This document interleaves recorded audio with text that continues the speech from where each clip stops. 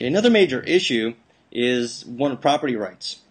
What I've started to notice is in both forms of development presently practiced, you have the very manicured type of new urbanism, which has a whole bunch of restrictions on top of it, which traditional urbanism hasn't had. And then you have the conventional suburban model, which has a whole bunch of restrictions on it as well, to the point where, you know, if you want your mother-in-law to come live with you, your mom to come live with you, you can't have them in there. If you need to expand your house, you don't have the right to do that. You actually have to sell and move to another location.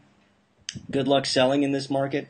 If you have any toys, if you got a boat to go fishing and get your own food, well, that's something that has to be stored off site. So you're going to spend, in some instances, more per year to store the boat than to buy it, because you can get, you know, a decent boat for relatively cheap these days. So, you know, I think there's a concern about property rights, you know, rightfully so, but I think there's a misunderstanding of the issue and who's really at risk. So what's the deal with private property rights right now with, say, new urbanism, traditional urbanism versus conventional suburbanism?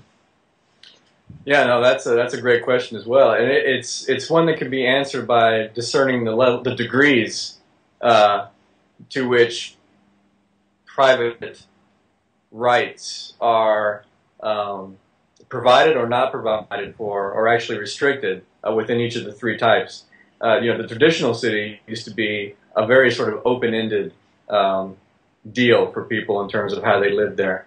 There was an understood etiquette. People just, you know, behaved in a certain way in close proximity to one another. But you had the flexibility to be able to live your life and express yourself in ways that are now actually seen as problematic. The other extreme would be the suburban model. The fleeing of cities back in the 50s and 60s as a result of the over-subsidization of how one would live in the suburbs also had another sort of negative impact on the American psyche, that being the desire that everything be kept clean and neat, to the point of fetish. When you escape an urban condition that might have been a little messy, when you're going into the new condition, you want it to be spotless. And in America, everyone is trained to avoid anything that might smell bad in any way, look unkept, or appear to be in any way dangerous, to the point that it's sterilized. So in the suburban model, as opposed to the traditional urban model, the suburban model has so many layers of government on top of it. The idea that it is a bastion of private property rights is highly misunderstood if you understand all the layers that are involved in delivering what that suburban model is. First, you have the zoning component on top of it, which, for the most part, in cases, whatever is built in Ember, you can't change the zoning, you can't knock down houses, you can't retrofit buildings, because these are all buildings built specifically for a certain user at the end of the day. They're not rehabable very easily. And on top of the zoning that's there, which eliminates your ability to operate a business anywhere near your house, have a different tenant on your property or within your house if it's not a blood relative, and in some instances you can't even have the granny flat in the backyard. In some places, you know, prior to 2008, they even restricted the size of the house you could build in a certain neighborhood. You couldn't be below a certain square footage. Right. So it's, to the nth degree, completely regulated.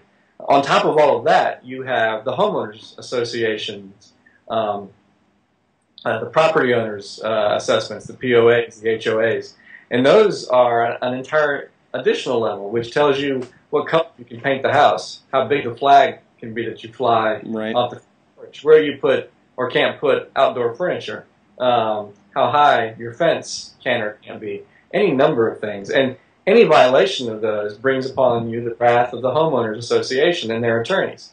So you're doubly cocooned in a straitjacket in a place like a typical suburb.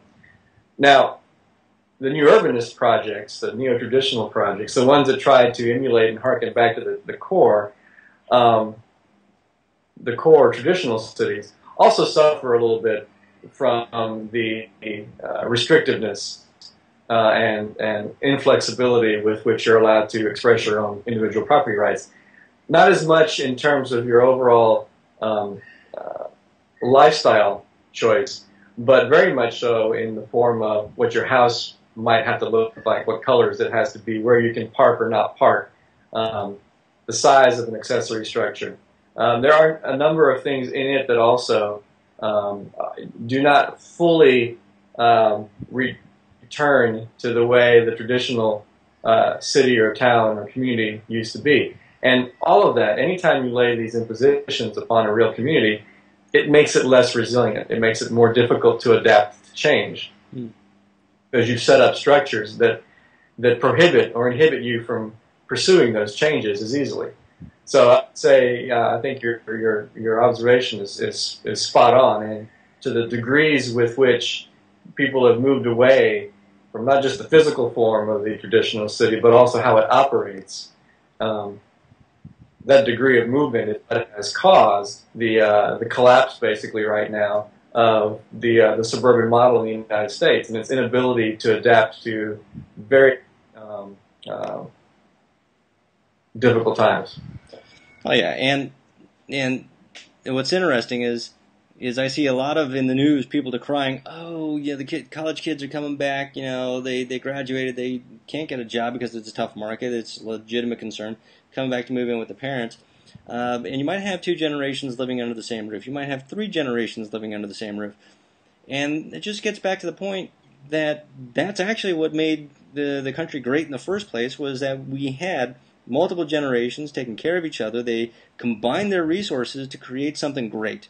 And we had a period where it was financially possible for people to have their own space. Everybody was well off enough, but now as people are regrouping, the one thing that will help them more than anything else is the ability to combine their resources as a family unit, is the one thing that's being denied them by these 2 failed models at polar extremes. And the only thing really that makes sense right now is the one thing that seems to be illegal based on this current zoning ordinances, planning systems, which is to go back into some of these first-ring suburbs and provide the type of housing and the type of rules that allow people to have more than 2 cars out front. And guess what? If you have a work truck, you should be allowed to park it in front of where you live.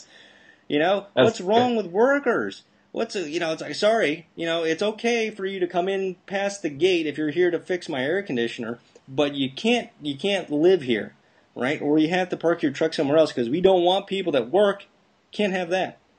It's interesting. It's really kind of interesting what a tangled web all this regulation has created, and you have people on both sides that don't realize how tied together this all is.